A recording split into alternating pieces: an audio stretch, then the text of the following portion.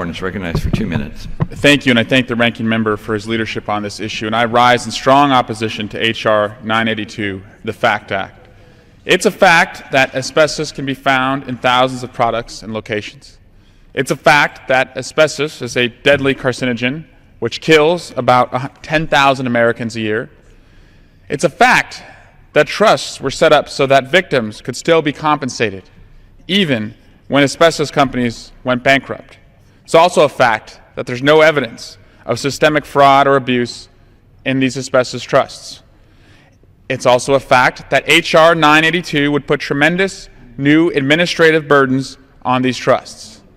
Fact: the result of this bill would make it more difficult for victims of asbestos exposure and their families to achieve justice.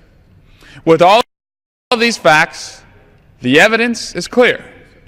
The FACT Act is a fact in name only, and instead, what it claims to do is really a fiction. It's just another part of the majority's historic and ongoing hostility to victims and their attorneys who are trying to achieve justice through our courts.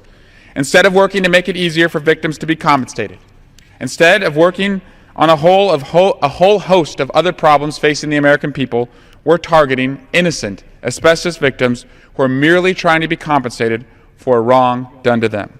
I urge all of my colleagues to reject this misguided legislation, and I yield back the balance of my time. Gentleman from Virginia.